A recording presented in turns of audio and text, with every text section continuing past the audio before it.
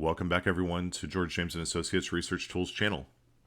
In this video, we're going to tackle the categorical variable of marital status. Marital status is very important because there are so many things in finance especially where if you're married, things are just different. Your tax returns are different, how you file is different, how you maintain bank accounts is different, how you title property is different, especially if you live in places like California or Texas that are community property states. So, marital status is an important variable that will be included in most demographic studies. So, studies where they have control variables, or I should say demographic variables as control variables. So, what do we do with marital status? Okay, so first off, I'm going to look at marital status, and I'm going to, because the top row is still frozen, so we're going to come over here and we're just going to filter A to Z. And the reason why, and we're again, you always expand the selection. So when I sort it, I want to know how many roughly, right? How many different options? How many roughly? How many bins of each option we have? I'm not sure why this split this off and this off. So it looks like there are two in addition to the ones right here in this batch. So there are two of those other cohabiting domestic partnership. We're going to probably rename these to cohabiting. And as long as you know what you're doing, it's fine to rename variables. And it's, I mean, you can do it with a function in Excel. But again, if you only have 300 or so observations like we have, you can just do it manually. So 2, 3, I'm just counting now. So there are 2 elsewhere plus 3, 4, 5, 6, 7, 8, 9, 10. In a number of in a data set of 300 or so observations, I would say 10. If there are 10, that's fine. I don't think 5 is going to be enough. It just depends, because the greater your data set, the greater that there needs to be, and also the greater the number of other categorical variables there are. Because if you don't have enough of a single observation type to fill in those bins, then again, your data is going to come back really wonky. So there are only 3 other. There are 10 cohabiting. There are a ton of single. Did they just... So a bunch of people that don't know how to type single. Okay, I thought that this was a drop-down. It should have been drop-down. I'm not really sure.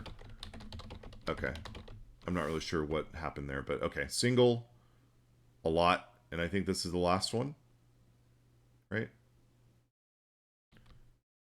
Yeah, other than this thing. Okay, actually, you know what I need to do then?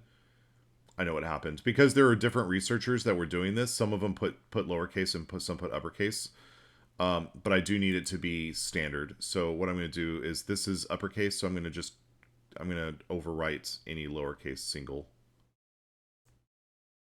So I'm going to come down here and make sure that, I'm just making sure that they're all the same, because it's going to throw it off if they're not.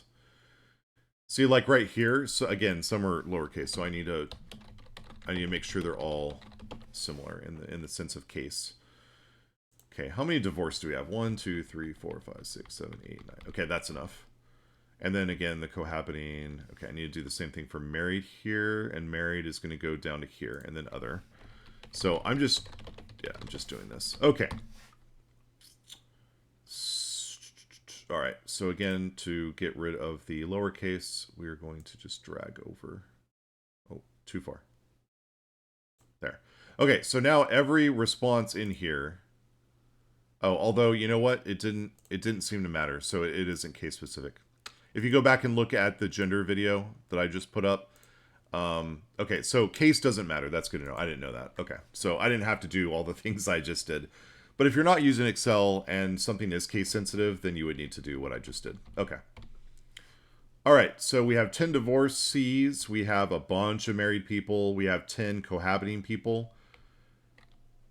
And then we have a bunch of single people. And 3 others. This is going to be problematic. 3 is not enough, right? 3 is 1%. Of our sample. So 3%, not even 3%, because technically we now have 301 after we dropped the single 17-year-old. If you're not sure about that, go back and watch my the age variable creation video. Okay, so what are we gonna do? Well, there's a couple things we could do. We could either remove the others, so it would just be blank. So whenever we have dummy variables, I mean, you don't even need to do this. You don't even need to make them blank. Because whenever we're creating the dummy variables, because remember, okay, we have divorced, we have cohabiting, we have married, we have other, and we have single. So 5. Really 4, because these 3 are going to be problematic. So because there's just not enough observations there. There's not enough to fill this bin. So we have 4. So what do we do with these 3? It's probably just going to be that when it comes to that particular variable or set of dummy variables, these 3 are just going to be omitted. They're going to be zeros, in other words. They're just going to be zeros, which is fine. We sacrifice a little bit of granularity, but again, there's not much you can do here. The other thing you could do really is you could. I think we have enough information here between the 10 divorcees and the 10 cohabitees. I wouldn't dichotomize this variable because we have other bins that are going to be sufficiently filled between divorcees and then other. Now, what we could do is you could say married, single, or other. Other just means not married, not single. And that's kind of a decision you're going to have to make. In the last study, the last set of data that I cleaned, I kind of had to do that because there weren't enough divorcees and people that were separated and people who were widowed. So I just grouped all of them together, but that's not necessarily going to be the case here. We're going to kind of see if the data has any problems when we run it. If there's separation of data points and it identifies this variable as problematic, or these variables as problematic, it'll list all the dummy variables we put in there. Then what I will do is I will combine back all the divorced, the other, and the cohabiting. Or really just the divorced and the cohabiting, right? Because for now, these are just going to be zeros. So those 2 variables I will combine back, and I will combine them with these 3. So it'll just be, if that happens, if there's a separation of data points, and our data is problematic, then what I will do is I will combine those back so that we will have married dummy variable, single dummy variable, and then other married dummy variable. So that's just going to be, it's just going to be having to wait and see what that says, how the data come out through the regression model. So for right now, we're creating 3 dummy variables, right? So we're creating married, and that's probably going to wind up being our reference category for marital status. And then we have single. Actually, we need 4, don't we? And then what we're going to do, I'm going to create another one. And then we're going to have cohabiting. Now, why is it cohabiting and not domestic partnership, etc.? Well, first off, I don't know which one it is, right? Because I just put in all this stuff in there. So it could be cohabiting, it could be domestic partnership, it could be something else. The other thing, too, to remember is there really a difference between... Now, here's the problem. Maybe this goes to the style or the way that we set the questions up, is maybe we should have had married/domestic partnership, because that would give us more information as to the what the responses of the survey participants. So that's something I should note for next time. I'll probably just put married/domestic partnership, because there's a lot of people that remember before the Defensive Marriage Act was struck down by the Supreme Court of the United States, and Prop 8 coming out of California and all that stuff, right? Before all that stuff, a lot of people who were same-sex could not marry, and so they got domestic partnerships instead. And so after that, they chose just not to go through. They chose not to redo everything. They were happy with domestic partnership. They knew in their hearts that they were married. Who cares what anyone else thinks? And so you have a slice of the population, in America at least, who are domestic partners on paper, like legally, but they're really married. They act like they're married. They're on all of each other's estate planning documents, and there's no functional difference between them and married couples. So I think it would have been better. Now, looking back, hindsight is 2020.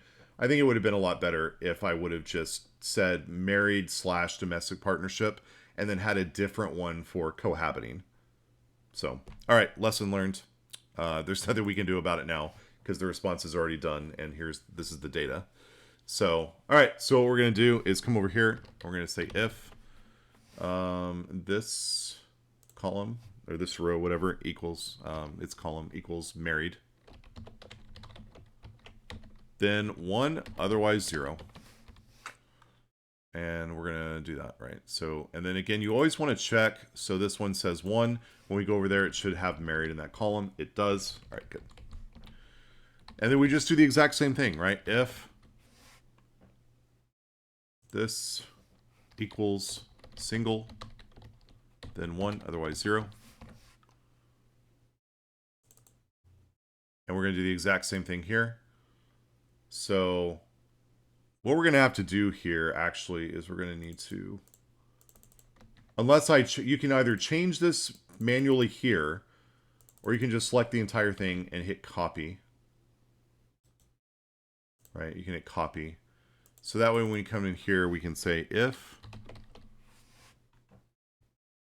this equals string, and then paste all of that, then 1, otherwise 0.